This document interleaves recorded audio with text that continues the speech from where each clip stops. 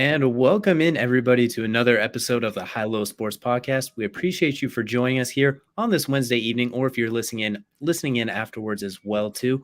It is DJ, and not joined by Kelsey this time, as Kelsey is not available to join us today. But instead, I got our good friend, the fearless leader, the captain, the head honcho. He is captain now, Jared from the Korner Booth Podcast. And Jared, it's fun to have you back on our show again outside of the booth. I am so happy to be back, DJ. Shout out to Kelsey for giving me a heads up. And honestly, I was chatting with him at work this morning. He goes, "Yeah, I won't be able to make it on today." I'm like, "Oh, let me hit DJ up, see what he wants to do." And you sent me a topic list. I'm like, "I bet 3 shows a week. Let's do this." Right. I am happy to be back. The topics today are going to be interesting from what I've seen. And yeah, dude, I'm just happy to help out. Yeah, absolutely. Glad to have you. It's going to be a fun topic. We'll talk a little about your Eagles. We'll talk a little bit about some messes. We'll talk about a very fun weekend in sports, and maybe, just maybe, towards the end, we might have a little bit of a rant or a little bit of a hot take. But we'll get to all of that here coming up shortly. But first, we're going to head off into our first segment that is known as the tip-off. And for today's tip-off topic, we're going to go to one that's very, very near and unfortunately dear to my heart as well. As we're going to talk about the absolute mess that is the Indianapolis Colts as well too. And frankly, as we kind of talked about them as well, we saw they fired Frank Reich. They then brought in, not only did they fire Frank Reich, they decided to bring in Jeff Saturday to be the interim head coach for the next 8 games after firing the offensive coordinator a week before that. And Jared is the outside voice here who has seen some soft rebuilds / soft reloads. I'm going to let you go and take this one. What the hell is going on in Indianapolis? Okay, so I've tried to figure out what the hell the Colts. So I have a unique perspective on this because, one, I am a huge fan, if you want to even call it stan, super fan of Pat McAfee, a former Colts insider. If you want to see one, he basically has Jim Irsay's ear. He has Darius Butler and A.Q. Shipley, 2 former NFL guys, close ties to the organization. And the biggest thing when I look at the Colts is since the Carson Wentz deal, I have kind of lost a little faith in Jim Irsay's decision-making. I think he is so ready to win now with that offensive line win healthy, Michael Pittman, Jonathan Taylor, that defense win healthy. But the key word I keep saying, DJ, is win healthy. I think he prematurely got rid of Carson Wentz. I think Carson in Indy was the perfect spot. Small town, wholesome organization, away from the big city lights, big receivers they can chuck the ball to. He would have loved Alec Pierce this year. Are you kidding me? Oh, my God. And he was getting really close to Michael Pittman. Like last year, I lost twice to my buddy in fantasy because Michael Pittman went off for a game. So what kills me is that Jim Irsay prematurely pulled the trigger. They went out and got a Matt Ryan who was a shot fighter. He looks like Eli in his last year with the Giants. It's that bad. The decision-making's off. The arm strength doesn't look good. I don't know what it is this year. Father Time is undefeated with quarterbacks this year, whether it's Rodgers, Brady, Matt Ryan, who's another old quarterback who looks a little shot right now? Aaron Rodgers. Stafford, Stat Pafford. Everyone looks shot. Brady, reconciled it a little bit this week against, ironically, the Rams. But Rodgers throws 3 picks against the Lions. And now you've got freaking the Colts who put in Sam Ehlinger. I'm sorry, guys, horns down. They're not back. The Colts are terrible. And listen, I know how much it pisses people off when they do the you down shit. I hate that. So Texas fans, I'm sorry. This is for effect. Sam Ehlinger wasn't a good quarterback in college. What makes you think he's going to be good in the pros? Me and DJ are both film guys. Okay? I watch way too much film. It's probably why I'm so single. I watch probably at least 3 to 4 hours of film a week. And one of the times I actually got to watch Sam Ehlinger's college tape.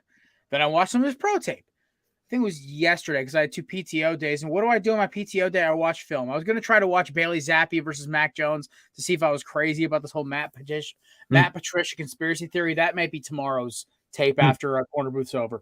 But what I saw with Ehlinger was bad reads, sloppy mechanics, horrible pocket presence, and inconsistent velocity on the football. And the biggest thing about Ehlinger that always bugged me was he was even the best quarterback on their roster last year or the year before that when they drafted him. It was Jacob Eason. They let Eason walk. Now, it's like Frank Reich refuses to put Nick Foles, and I don't know if Nick Foles just shows up to the practice drunk.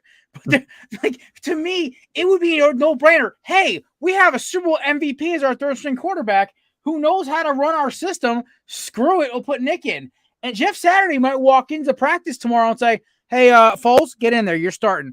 Because I don't know what they're seeing with Sam Ehlinger. I really don't. I can't see if it's like a leadership thing, if they're trying to develop him, because if the Colts keep playing the way they will, like Will Levis or Bryce Young or who's the other one of that? Oh, Hayden Hooker is going to be wearing the blue and white next year. And I don't even like Hayden Hooker's tape. I'm really praying you guys get a shot at Young or Levis, because at least they're mechanics and they're moldable.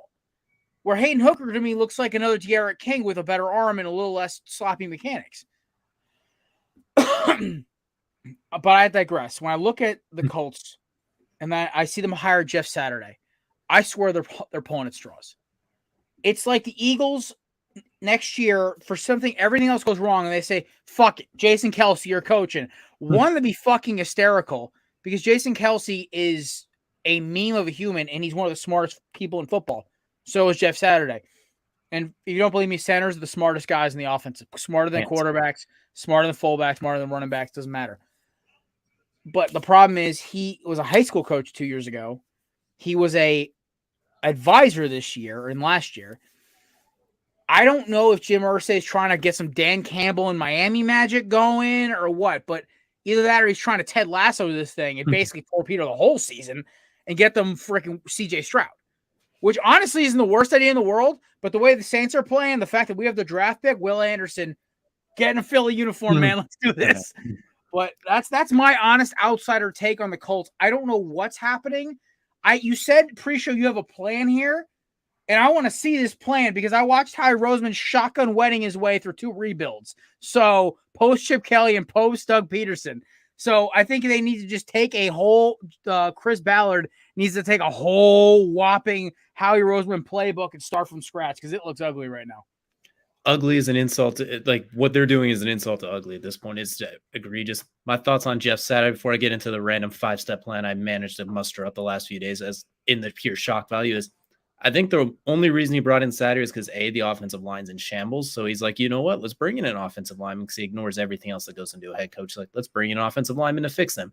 And 2, they are bros. They are really best bros. So he's probably like, all right, Jeff Saturday, you get in there and tell me what the heck's going on. Why do we suck with 7 Pro Bowlers from last year and then 5 from the year before?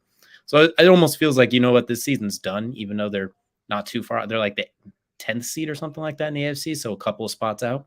But he's basically saying, go figure out what's wrong so we could retool this thing. Do I need to fire Chris Ballard? Do I need to fire everybody? Who needs to go? Firing Frank Reich, I get it. It was bound to happen. End of the season, it was going to happen. Unless they had a magical playoff run from heck. But you don't do it right on a Monday in the middle of the season, a week after you fire your offensive coordinator. So now there's nobody on your staff that's ever called plays before. They just pulled a random 30-year-old assistant who's, I think, was brought in 2018 who's going to be calling the plays now. Literally, I am calling plays right now, basically, as if I had a nice internship with the Colts and then walked up through it. That's pretty much what's going on right now. Which Sean McVay asked through it. There you go. Exactly. Unless he's secretly Matt LaFleur, Sean McVay, or Kyle Shanahan or something like that, which I doubt it. How can you do that? I mean, you named 2 out of 3 bus coaches. I mean, the only one I consider a good coach is Sean McVay, but then again, I have a very high standard. So, and I rest and exactly my point as well, too. So even if he's not, he's not, 2 of those are busts and he can't even reach that level. That is to be seen. But you bring in a ESPN analyst. We'll see what comes out of that. I have very low expectations. My guess is they go 5-11-1. They pull out maybe a random win over the Texans if they're lucky and they don't tie this time. And then just the one random win throughout the year that makes absolutely no sense. That's every team does. I do think. Sorry, go ahead. No, you're good. I had a random thought. I'll say it after your sentence. And I was going to say, I am glad what you said about Sam Ehlinger and Jacob Eason because I was hell-bent on the Jacob Eason. I was Jacob Eason season for a while. He has a lot of work to do. He probably would be in a similar situation now, trying to learn on the fly. The playbook wasn't always sticking. His reads were a little erratic. Rocket of an arm, pretty decent movement, could hit every spot on the field. Pretty good accuracy when he's not rattled, which probably would have been shaky this year. But Ehlinger, his absolute ceiling, if you roided him up, is Alex Smith. That's if you basically roided him beyond expectations. Better arm, less mobility, but I totally see your point there. Like, that's like He's a game manager with a better arm. And that's at his absolute peak. Like, that's if you get the absolute best out of him. You're not going to beat Josh Allen or Patrick Mahomes with that. You're not even going to get close. So like everyone like said, we'll go to my Eagles for a second. Cause like, at least like, this is like, we're talking about rebuilds, right? Everyone thought Jalen Hurts' ceiling was a poor man's Russell Wilson, but unlike Russ, Jalen's got like a little bit of that, like that killer Kobe MJ where he doesn't get rattled. Like if you talk about Nick Sirianni and this is a key to a rebuild. I think the biggest key to a rebuild in any situation is what your quarterback is. And if we're talking 2016 Carson Wentz or 2021 Jalen Hurts, Wentz, to his credit, was straight up killer instinct 2016 and 2017. That knee injury brought out the worst in him, and I don't think he ever recovered from it. With Jalen Hurts, I don't know what to make of it. It's something I haven't seen in football. The only people I've seen have this kind of like, I will kill you and do it with a straight face is Tom Brady. I've seen Rodgers do it on multiple occasions because Rodgers has no emotions.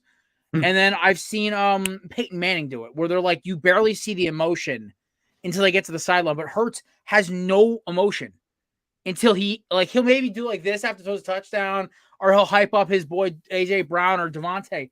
But there's very little up and down. Everything's very calm. And it's a tone he sets, right? The key to every rebuild is a quarterback or an iconic level head coach. That's the only like the skew to that line is you can have either the quarterback that fits the culture you want, or you need a coach who is a genius, a la Belichick, a la Jim Harbaugh with the 49ers, who were dog shit since Jeff Garcia left, John Harbaugh with the Ravens. But then again, they had Ed Reed and Ray Lewis towards the end of their career, so it wasn't the worst thing in the world. But like, and then Matt Ryan with the Falcons post Michael Vick are a couple examples. And there's two teams I missed on this year. If you go to my football prediction, I missed on three teams actually. Jacksonville, I missed on the Falcons. I thought they were going to be dog shit, and I missed on the Colts. I thought they were going to be the best team in the AFC South. I was wrong. Might be the worst team. Dude, I mean, the Titans are the 3-time lottery winner award this year because they just fall into wins. Literally. Just blessed it. But I go back on my ADHD tangent right there with, I think the biggest key to a rebuild is who is under center. You could have a decent O-line, you could have great running back, you could have elite receivers. If you don't have the guy under center who's going to lead you to a game, it's not going to work. This is why I think the Bears honestly are not in a bad spot, because I think Justin Fields, we've all shit on him for the past 2 years.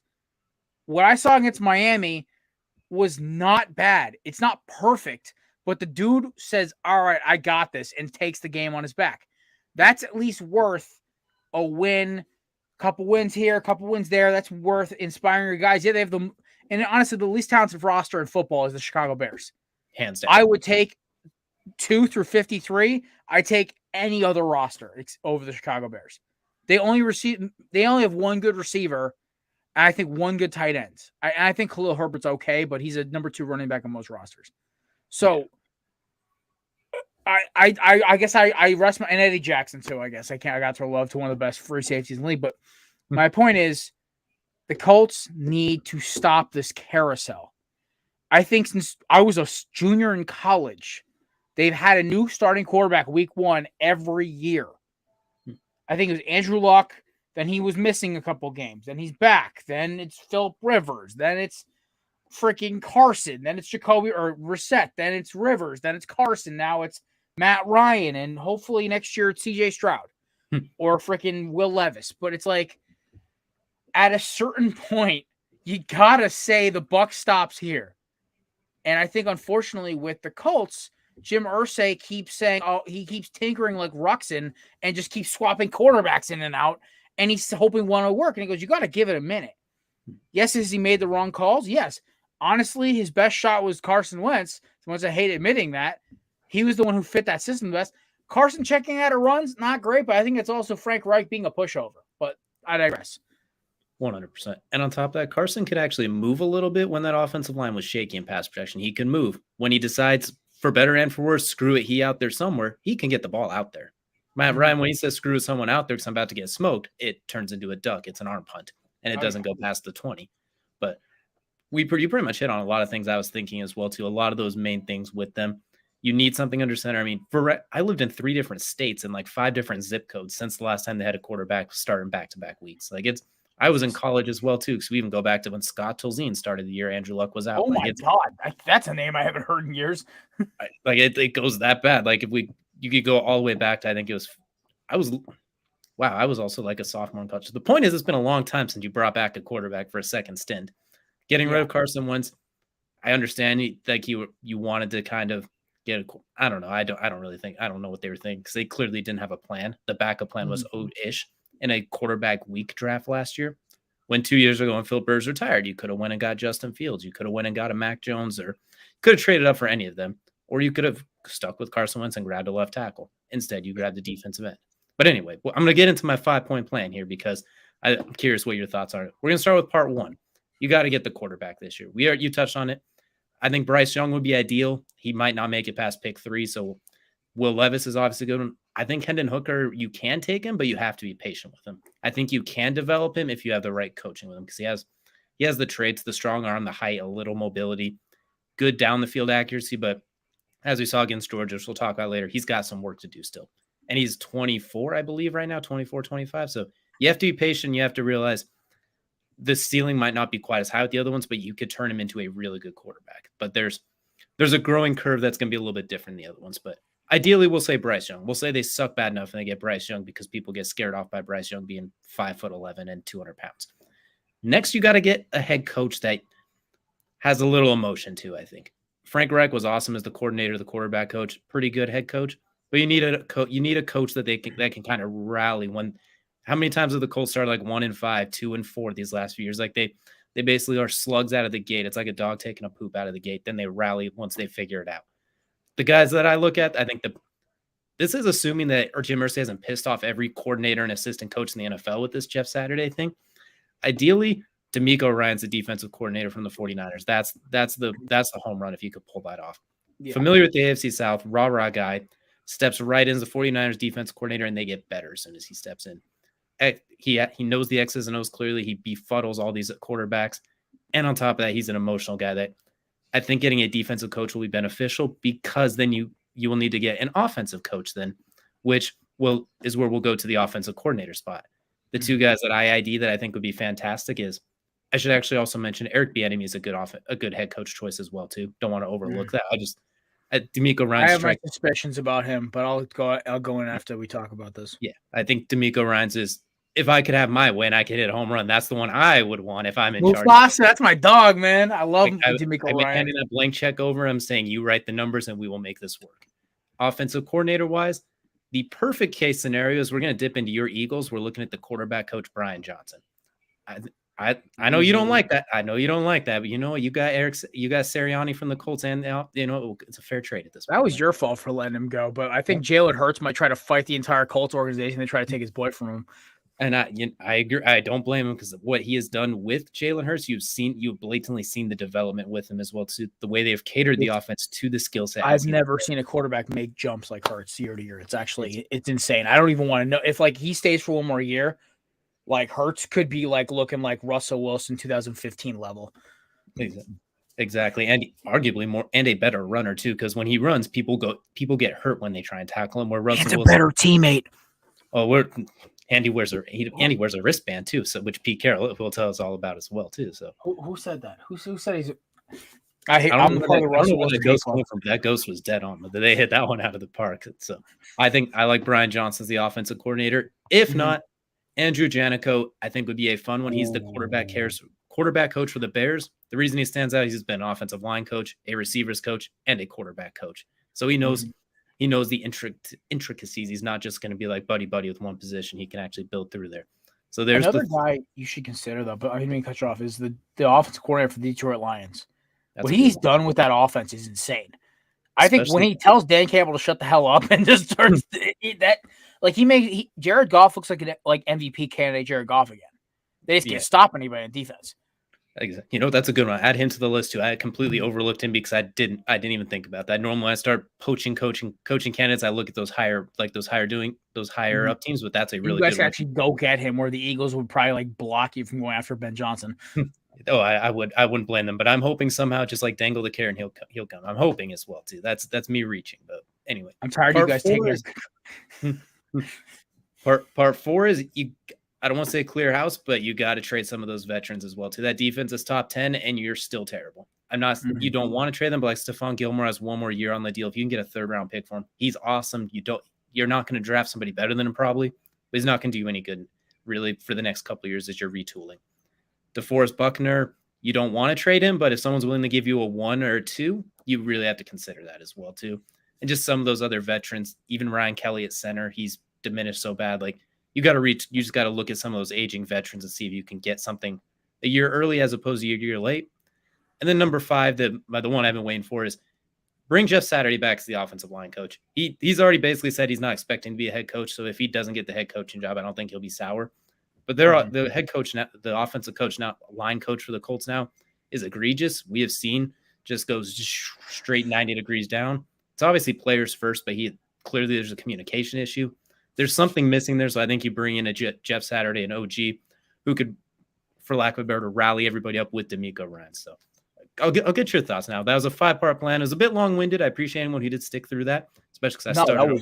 That was perfect. So what the biggest thing the Colts to me, I don't think the Colts, their biggest problem is their owner. He's not at Jerry Jones, Al Davis on the back end level yet.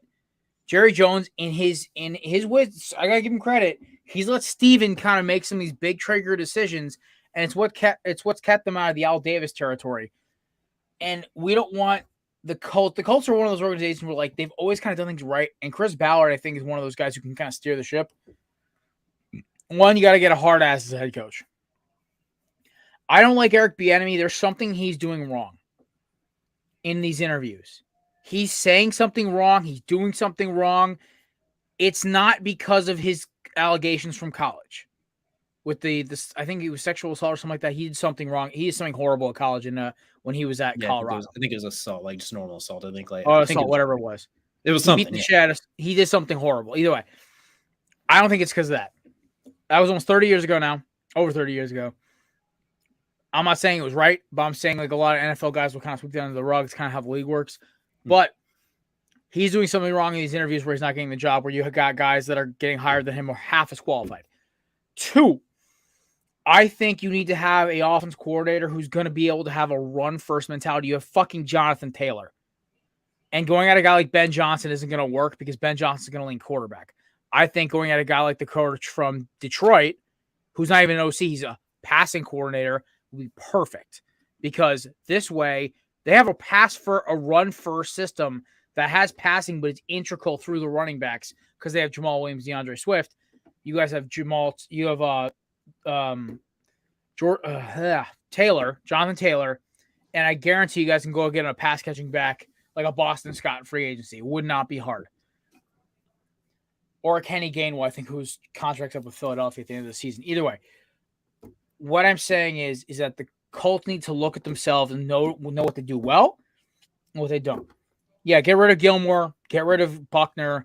I guarantee you dangle a carrot like that, Philadelphia will be like, all right, here's a second rounder. We'll take Buckner. We'll add him to our 15 defensive tackles. He'll play 17 snaps a game and rack up a Pro Bowl numbers. And we'll get a second rounder. Also, go get a deep threat. The fastest receiver they've had in the last 20 years, not named Marvin Harrison, was T.Y. Hilton. That's it. They haven't had a speed guy in years. I guess Garcon, but he was a big receiver more than a fast receiver. There are speedy guys in this draft. Go get one. And the thing is, at the end of the day, you need to give your 2 big guys, develop Mo Alley Cox and whoever the other big receiver, the big tight end they got out of Virginia. Woods, yeah. Woods. I love Jelani Woods. That man is I watched him body 3 Miami defenders into the end zone last year.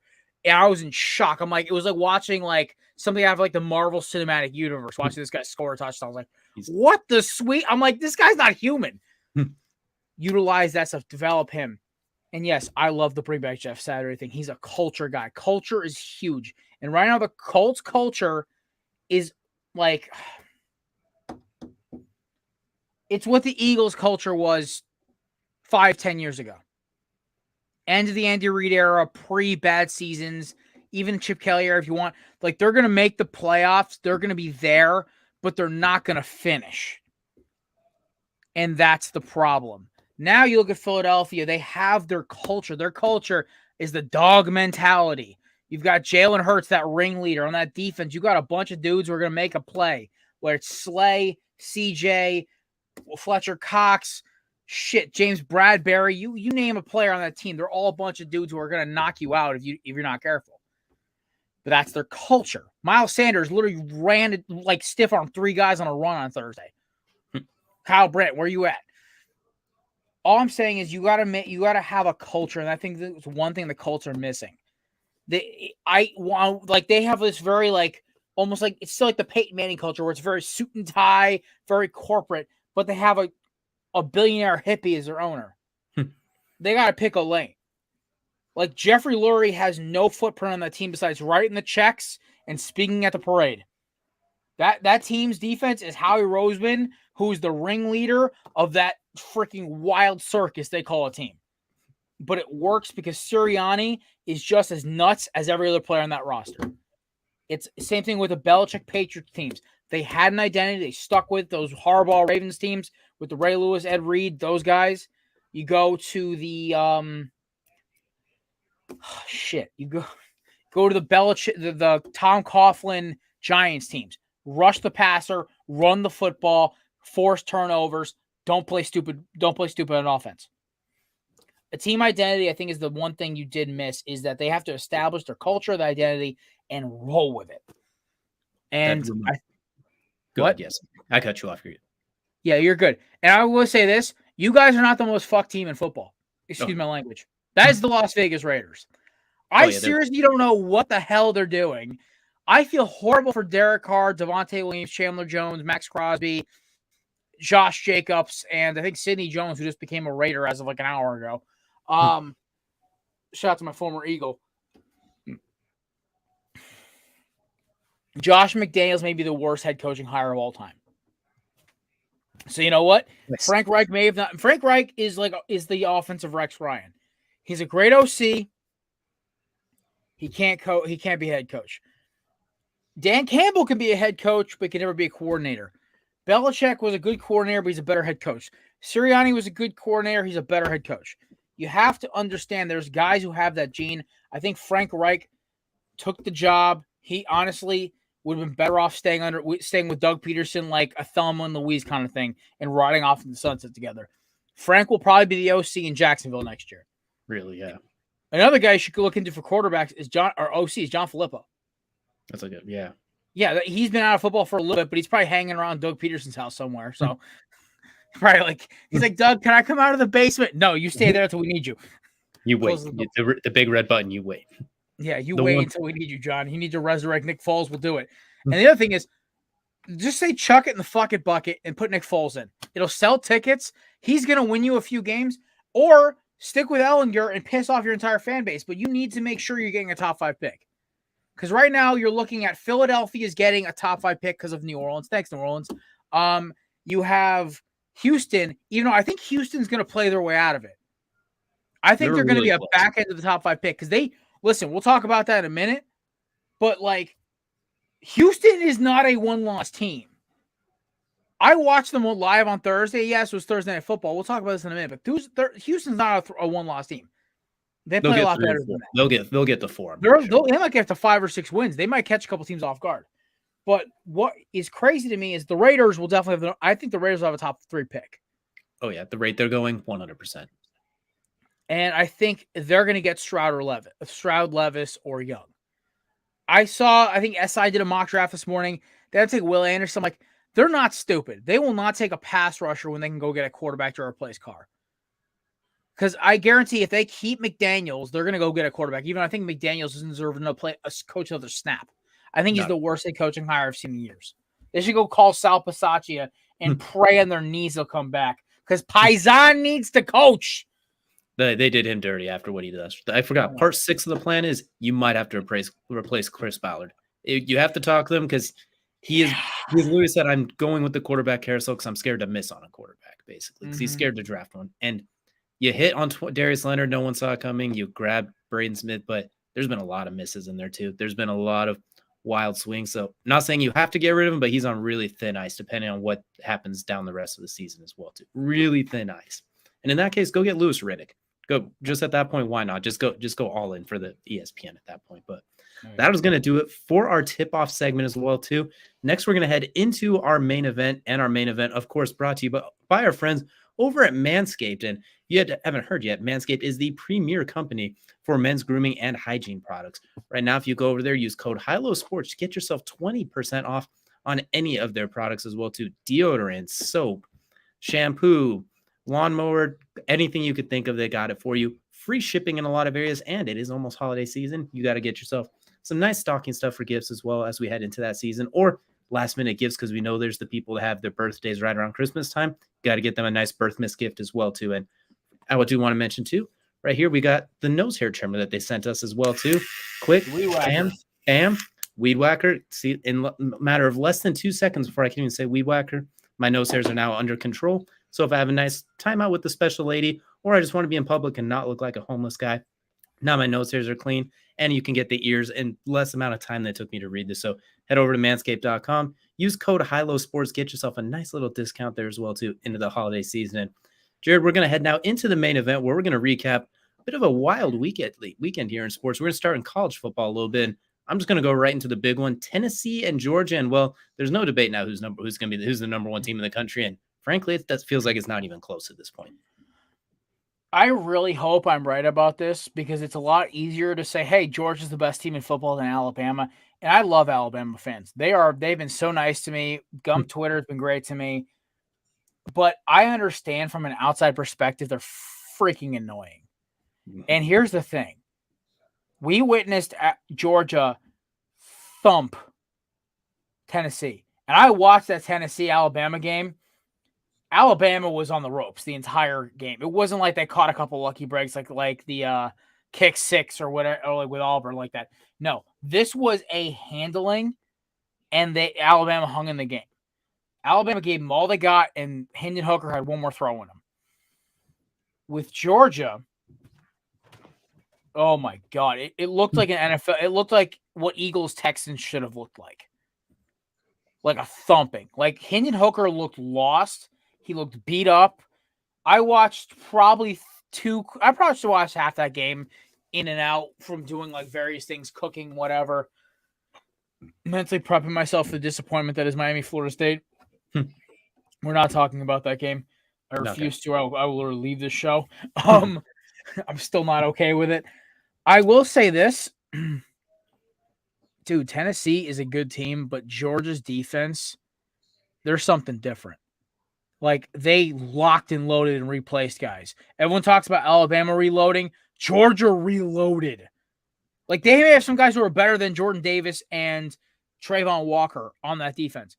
Ironically, the two guys who were the biggest hype on that defense are the ones who actually are playing well. I honestly think that Kobe Dean would be on his way to Defensive Rookie of the Year if TJ Edwards wasn't having a Pro Bowl season and starting over him. Shit happens. So, it's okay. He's a free agent. Dean will be our starting middle linebacker next year. Anyway, like this new kid that got a D-tackle, he's nasty. Their corners are nasty. Their edge rushers, everyone on that defense. And it's like, I just see a conveyor belt of first, second, third round picks coming out of that defense. I'm like, it's been this for 4 years now. We've been seeing Georgia guys go first, second, third round every year for the past 4 or 5 years. Kirby Smart is just building pro prospects at a conveyor belt level.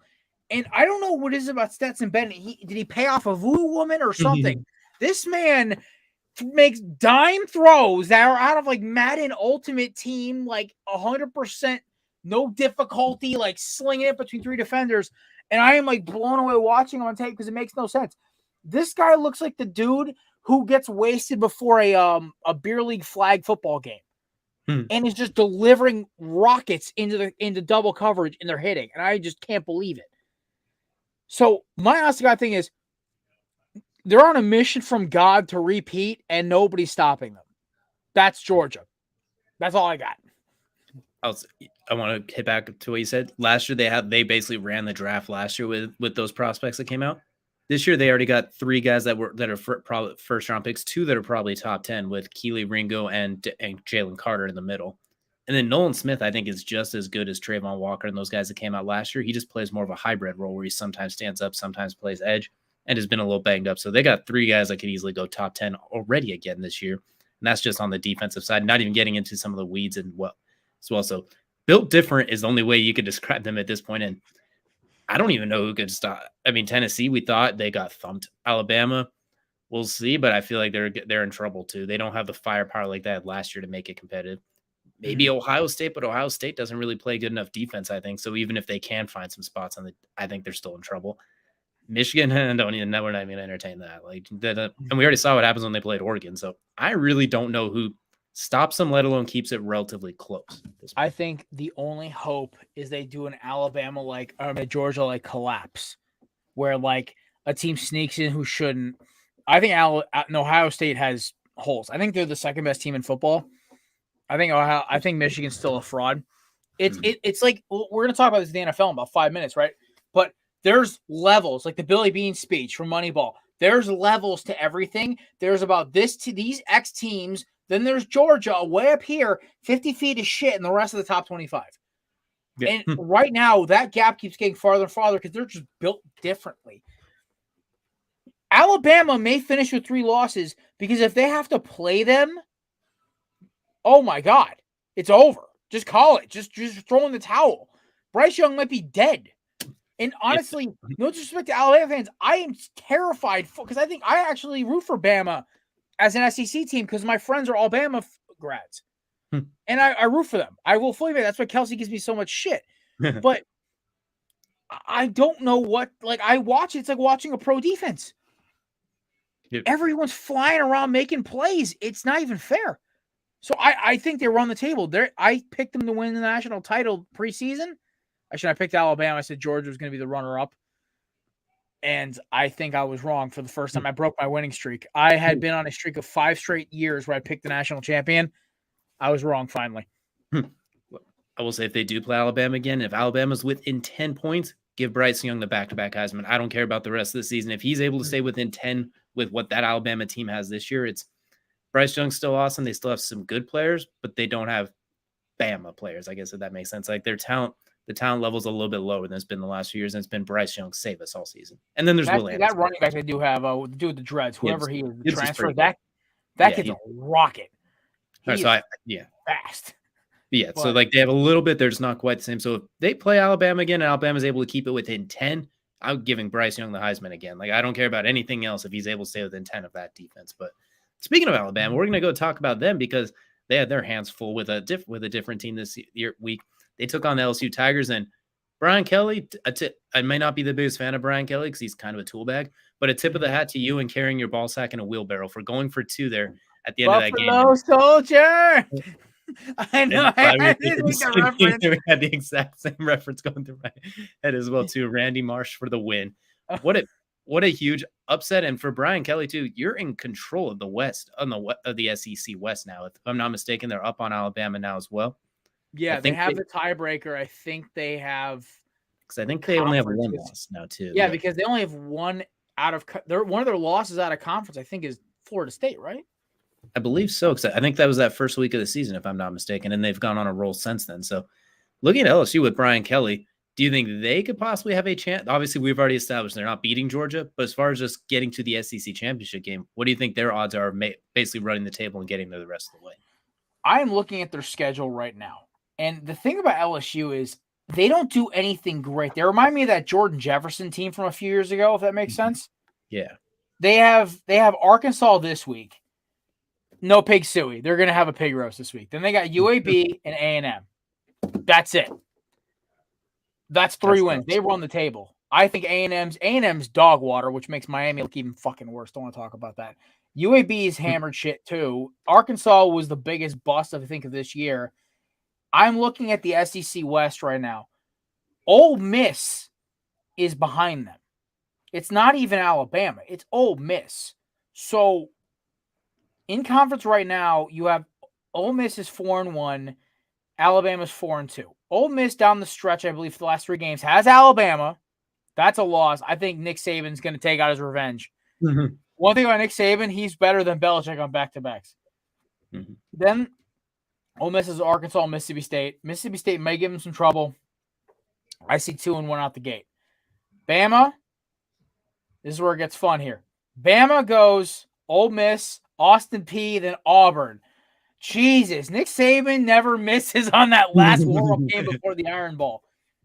If LSU wins out, they win this thing. They are going to the SEC Championship. They will take on Georgia. It'll be the most. I think every Alabama fan's head's gonna melt. But at the same time, LSU, if Brian Kelly can keep the ship right, that's it. That's what it really comes down to. So I think they do run the table. I think it is LSU Georgia's SEC championship game to lose. 100%. And granted, of course, that kind of sucks. Like, here's your consolation prize. You get to deal with Georgia in your first year. But still, the 1-year turnaround Brian Kelly's had has been tip of the cap to the man as well, too. A good head coach, kind of a dickbag, but at the same hand, a tip of the hat, because everywhere he goes, he finds a way to win. Murdered a kid, but it's all good.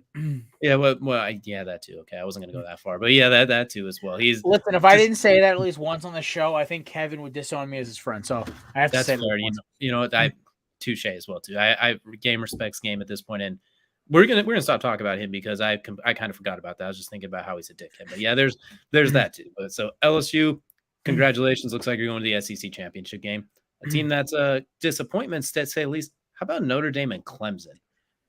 I think Clemson was a little overrated, but I didn't really see that coming.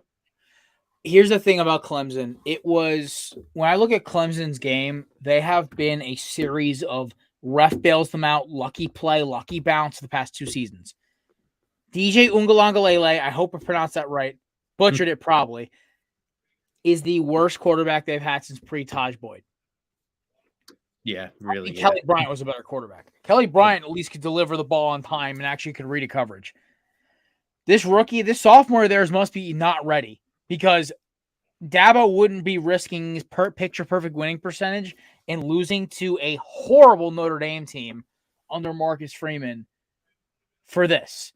And it's really ballsy right now after what I just witnessed last week. But, I am not as scared of Clemson now when they play Miami in 2 weeks as I was before. Everyone's like, why not? I'm like, because they're wounded. They literally beat, Syracuse, a horrible team. Syracuse is not a ranked ACC team. That was the committee saying, hey, we need to put at least one more ACC team in to make the ESPN happy. And they put Cuse in. Then Cuse gets lucky, eats their own hype, and literally has the refs bail Clemson out. And I hate getting all tinfoil hat here, but as an ACC fan, we have witnessed Clemson get bailed out every year by the refs and by the schedule guys and by the conference itself. They are the darling in the ACC, and they couldn't protect them against Notre Dame. And I hate Notre Dame. I hate Clemson, but Clemson did God's work. No pun intended. They showed the country how overrated Clemson really is. Clemson dropped to number 10 in the rankings, which is a joke, which is a fucking joke. Clemson now has Louisville, then Miami, then South Carolina. They could easily win out and still make the playoff or be the first team out, or they could probably thump Louisville, play a tight game against Miami. Right now, the line's minus 18. I'm putting $20 on Miami to cover because fuck it. That's why. And 2, because this Clemson team, man, they're not good. They have a great pass rush. Congratulations. Their quarterback's trash. You've got draft picks there, but your offense is you're playing with 2 arms tied behind your back on offense. Oh, yeah. We could go on for miles about this Clemson team. I'll finish it on this because I know we still got to talk Pro Bowl. But it's been a long time coming. Clemson's been biding their time. Dabo sold his soul to the devil 10 years ago. He's coming to collect. That's what it is. College football has a weird way of cycling out the old. And here comes the shovel, man. It's taking Clemson, possibly Bama with them. The Grim Reaper's knocking on the door now, and the scythe is crawling through the door. So time's undefeated, baby. It's what happens. Unless that sophomore ends up being Trevor Lawrence or Deshaun Watson when they plug him in as well, too. His name eludes me and plays like he did in that second half against Syracuse, but the rest of the way, good luck, Clemson. It looks It's not no longer Tigers and Tigers and Tigers. It looks like it's going to get mixed up as well too. So that'll be up for college. But as you mentioned, we got to go to the pro game as well because there are some interesting games. We're going to start on Thursday though, because I want to go with you since you are the Eagles fan here and you are a guest. We're going to talk about that one, which the Eagles win comfortably, but at the same time, it was uncomfortable how close it was throughout. At least when I was looking, I was like, "Why is this tied at halftime? Why is Davis Mills throwing dimes? What's going on here?" What's your takeaway from that as the Eagles fan and basically the king of Broad Street? One, the Eagles should offer Jordan Davis a lifetime contract to play for Philadelphia for the rest of his career. That man is so missing that line of scrimmage because he is a double team buster, even better than like young Fletcher Cox because he's more explosive. Cox will always be, I think, is just one of the greatest run stopping D tackles of all time. But Jordan Davis is like taking up that mantle. And when the two of them are in the same field, the Eagles, you couldn't run on them. Also, Dameon Pierce should be rookie of the year over Kenneth Walker. I don't want to hear this slander. Kenneth Walker has had a great stretch of games. What? How crazy is it he didn't even really start at Florida and never got like 7? And I hate the University of Florida for obvious college reasons, but real respect, real. Yeah, exactly. Dameon Pierce runs like an angry. Well, I'm going to call him Micro Henry. This man runs like, you know what he is? He and Ramondre Stevenson are the same type of running back. They run angry, they are explosive, and they just get downhill. And Davis Mills is not a bad quarterback. I've been banging the drum for Dougie Davis, long neck Mills for years. I think this kid is going to be a special quarterback to Houston. I don't think Houston takes a quarterback in the draft this year. I think they go with Mills because Mills has played great with the limited weapons he's had. I think the Texans aren't stupid. They see what they have in Davis Mills. I think he's not a 1-2 year strategy. He is a 3-4 year. Yes, he makes bad reads. That Chauncey Gardner-Johnson interception was horrible. But you know what? That's what happens when the Eagles pass rush starts getting home, man. It's not an if, it's a when they start getting through. With this game, though, it's Thursday. Thursday games are always fucking screwy. They always have been. I apologize for my cursing, but they're always screwy. Every time there's always something that goes weird with a Thursday night game. And Philadelphia, coming off of a ass kicking of Pittsburgh, was a little cocky, a little big for their britches. This was a game they were supposed to lose. Jalen Hurts rallies the troops. A.J. Brown is arguably almost a top 5 receiver in my book. Does what A.J. Brown does. Gets open. Top 5 tight end Dallas Goedert gets open, dominates the game. Miles Sanders back to top 10 running back, top 10, top 15 running back form. Dude, just once they got Sanders going, it was over. I think the Eagles got too cocky after the Pittsburgh games and, hey, let's try to sling the rock around. Let's try to get our guys some stats. And the Texans actually have a good secondary. And Lovie Smith. Like shocking, right? Yeah, they have a good secondary. And the Eagles were like, oh, shit, this isn't Pittsburgh where there's a bunch of like guys in practice tees trying to cover pro receivers. These are actually real NFL corners. And Lovie Smith's defenses have always caused turnovers. So, and they got lucky with the interception that was out of bounds too. So, what I'll say about this game is the Eagles they righted the ship. They won the game. I have a take for our end of the show, obviously, about the Eagles schedule and all those critics. But I will say this: the Eagles played great in the second half. They scored points. They did what they're supposed to do. They woke up and said, "F this." They did what a winning championship level team does. They rally, they adjust, they win. It's that game in the second half, the vibe was different. I was like, okay, this is Philly. Oh, we're back.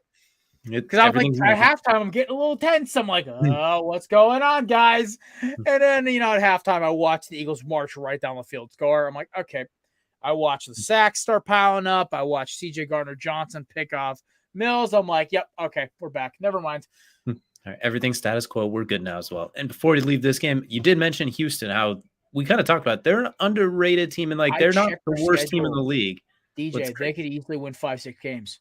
Oh, easily. I have the Giants. I have the Giants upset alert this week. Realistically, yeah, they can protect. I mean, listen, if you all come on the show tomorrow and pick this game with me, because we got a slot open, I'll openly invite you in front of everyone right now. I know what you and your girlfriend got to do tomorrow. Have a date tomorrow or something. But we're clear tomorrow. So there we go. Cool. All right. 2 straight dates with me. All right, got a date with you now, so that'll be perfect. There we go. Me and Maddie have a date with DJ. Perfect. But here's the deal, right? I looked at the schedule. We were talking about Tennessee and Georgia. I was curious. They have five. They have like all of their games except for like one or two are winnable. I think Dallas are going to lose, obviously, unless Dak Prescott is one of those Dak Prescott games. But there's like 4 to 5 winnable games down the stretch. And if this team keeps improving the way they're improving, if they get Brandon Cooks' dumbass back on the field, they may actually be a dangerous team. So my biggest thing about the Texans is Lovie Smith is the training wheels for Josh McCown. We all have seen it. We know what's happening. I think McCown is going to be the perfect head coach. I watched that man handle Carson Wentz's ego and check at the door for a year and a half. That man was a saint in Philadelphia. I love Josh McCown. I think Davis Mills is going to be a franchise level quarterback. I think I think he is. He is a more athletic Matt Ryan. Yeah. At his ceiling. More athletic Matt Ryan. Yeah. A little better arm, a little more mobile, but that type. A little less polished. He's not a top 5, top 8 quarterback, but he could be that guy sniffing the back end of the top 10 within the year or so. I think Mills got screwed last year. Badly. And still by the end of the season looked decent. This year, I'm like watching him. I'm like, it's like night and day. Because I got to watch him in his first start against Carolina. It's the game where Christian McCaffrey's hamstring basically snapped out of his leg. I watched that game. I'm like, okay, this Mills kid can sling the rock. And then I watched them against my Eagles, who I think have the best secondary in football, at least the most cohesive. And I was like, oh, he's not missing. Oh, he's making the right reads. He's not rattled by that pass rush. I was like, okay, so this kid's going to be nasty in about 2 years. The key is are the Texans going to hold off, go get a Will Anderson or a tackle, or that Clemens kid out of Georgia, or I think it's Clemson out of Clemson. Clemens out of Clemson, which is awesome for a namesake, right? Whoever the edge rusher is at Clemson. Or go get that cornerback out of Georgia. Ringo. Him and Stingley as the 2 corners, Lord. Oh my God. Or like I'm hoping Philadelphia goes and gets him at 4 or 5 if they can't get Anderson, and him and Darius Slay, or him and Bradbury, or him and Max. I don't care. The thing is, Houston has options if Davis Mills keeps succeeding. Dameon Pierce was the perfect pick because now you have a running back to grow with your quarterback. You have an offensive line to grow with your quarterback. Yes, Khalil Green got his ass whooped by Javon Hargrave, but there's about 4 or 5 guards in this league who I would actually take in a 1-on-1 over Hargrave. And that's on their good days. On their bad days, Javon's going to get him. He's like the most underrated D-tackle in the league. That man is a monster.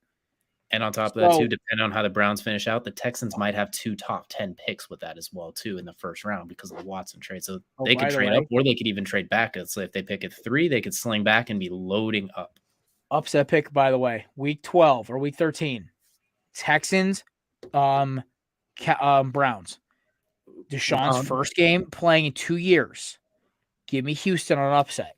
Right now, book it. Throw that money down. You know why? Houston's coming in after a couple rough games. They've been playing tough. They played the best team in football record-wise, down to the wire. They're going to come in. They're going to see that masseuse-loving jackass and want to just get at him. And nothing would make the McNair family happier. They probably put a payment system up for Lovie Smith. Hey, guys, listen, no bounties out here, but you score touchdowns, you get more money. You pick off Deshaun Watson, you sack him, more money. I think the amount of hatred that organization has for Watson, and the fact that they can add another loss to that already amazing bounty of draft picks. Also, DJ, the draft picks they're bringing in. I looked at the total draft picks they have coming in over the next 5 years. Oh my God, the Texans could be a perennial powerhouse if they just manage it right. They have the running back. They're starting to have the offensive and defensive pieces. And if Davis Mills keeps progressing, this team is going to be like Atlanta 2010 through 2017, where they make the playoffs almost every year, minus the Cam Newton year, obviously. But where they're a perennial playoff team. And they have a shot at winning a Super Bowl. I'll change up. You know what? They're the Packers from 2011 through 2008-19, where they're going to be a perennial powerhouse in their division. Because I'm sorry, the AFC South, the Jacksonville Jaguars, I think need to get rid of Lawrence. I could go on an hour rant about how that man's a bust or going to be. I think He's the best Ben quarterback Simmons. class, I think the only good quarterbacks in that class are Wilson and Fields. Everyone else in that class is a bust. Mac Wilson, right? Or wait, that's Mac Jones. Zach Wilson. I like Zach You- Wilson a lot because I like his ballsiness. I like the fact that kid will rip a rock into double coverage and hit a target. I like the fact that kid can drop back and let it go. I think Mac Jones, who is a good quarterback, went to the worst situation possible. I think if Mac Jones went to San Francisco, oh sweet Lord, he'd be a Pro Bowl already. A real Pro I Bowl, think, not an unfortunately, for Patriots fans, wrong place, wrong time, right fit. If that makes sense. Yeah, exactly. So, with that being said, your Colts, I don't know how long it's going to take them to blow that shit up. We're just going to put a the big Texans have cross. this weird opportunity where they can take all this pain that Deshaun Watson caused them and do a Howie Roseman 1 year flip if they can pull this off. And I believe they have a Patriots guy running the show, right?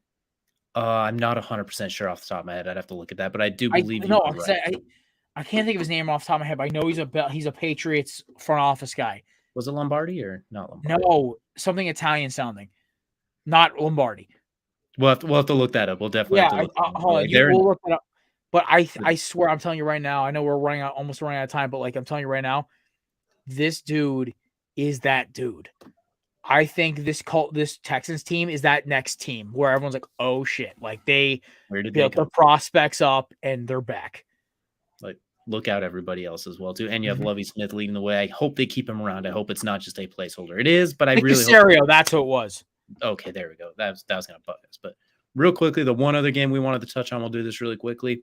Miami and Chicago. There's no such thing as a good loss, but if you're Chicago, you don't feel too bad that you almost won a shootout against the Miami Dolphins when you just traded away your 2 best defensive players and you gave up a blocked punt on top for a touchdown as well too. If you're Chicago, you got to be feeling kind of decent in the back of your head. And it took a missing PI call to get the win too. Yeah. Listen, Justin Fields, that was his coming out game. Like everyone talks about how like Jalen Hurts had that coming out game against Arizona a few years ago. This was Justin Fields. Like, oh, it finally clicked. Everything's looking like it's on point. I think Chase Claypool is the perfect receiver for Justin Fields. Fast, explosive, big, wants the ball every play. Listen, Darnell Mooney is a good receiver, but Darnell Mooney is not a number 1 receiver. He's a good 2. Really, Chase Claypool has 1 potential. He has to round out the game, but he has every physical trait you could ask for. Eddie's 24 years old, and he has a nose for the end zone when you give him the ball too. And he's so big and fast, man. He scored 10 touchdowns as a rookie when he had a quarterback that would throw the ball to him down the field. Since that point, he hasn't had it. And if he stays off TikTok, but that's a whole nother story. I think I haven't seen any of his TikToks on my For You page since the Dwayne Haskins one, so I think he's been okay so far. That explains the upward trajectory we're seeing from him right now as well too. So he's cool. But that'll do it for our main event. We're not going to head into crunch time here, where we like to spend a little bit of time, maybe a rant, a ranking, a recap, or a really hot take. And Jared, as the guest of honor, lead the way, sir. I know you got something kind of steamy to drop. We talked so much today about the Colts, and it was perfect. We spent a half hour on your team. It was honestly kind of nice. I feel bad. We ran so long today about that. We barely talked any Pro Bowl. I want to give a quick shout out to the Seattle Seahawks. And this proves to me my theory all along. Russell Wilson is the most overrated quarterback in football. Not only are they clapping from here. All right, here we go. I love Geno Smith. I loved him in college. I thought this kid was going to be the next big thing. He got hosed. This should tell you quarterbacks are not bad if they get effed over by a system. Geno Smith got hosed. That's my first point. Shout out to Geno. And also Kenneth Walker was a perfect draft pick for them. Fantastic. 2, the Eagles' schedule is not bad. Okay, they are the 10th hardest schedule in football this year, so far and going forward. They're winning games handily. The only game that was in question was Arizona, and they played like shit that game, and they probably should have lost, but good teams finish ball games. I will say this right now. Are the Eagles good enough to beat the Chiefs? I don't know. Are they good enough to beat the Bills after what I saw on Sunday against the Jets? I think the Eagles could go toe-to-toe with Buffalo. Especially if Josh Allen's banged up too. Especially if the Eagles run the ball like they did with James Robinson and Michael Carter. Hey, listen, guys, before you start coming at the guys at the top of the key, Bears fans, Cowboys fans, beat us first. But I digress. DJ Forger, sorry about that. Hey, no worries. I'm glad. But before we get out of here, go and tell everybody where they can find you at on socials, as well as when your show is and everything as well, to give you a quick plug. if you want to hear me keep ranting like I have for the entire hour, never let DJ get a word in edgewise, we are at Korner Booth Pod. You can follow me at Korner Booth Jared or Belly Up Jared, depending on social media. Either way, you'll find me. We have a live show tomorrow, of course, on YouTube at 7 o'clock. It's our pregame show for Thursday Night Football and for the weekend itself. DJ, of course, will be guest hosting, possibly also Mookie from Cracker Sports. Also, check out our TikTok. Our boy Matt kills it on that at Korner Booth Pod. Absolutely cool. Awesome. Well, thank you so much, Jared. We appreciate you joining us as well. It is always a pleasure. Kelsey will be back with us next week as well, too. We thank you all for hanging out with us this evening or listening to us on any of your favorite podcast platforms. Once again, code HILOSports at manscaped.com. Get yourself 20% off and fill those stockings up with some nice gifts, too. And you know what? Maybe just get as a subtle gift saying that that special someone in your life has some hygiene issues and needs a nice way to do it in a cheap way. So thank you all for joining us. We'll see you guys again next week. Peace.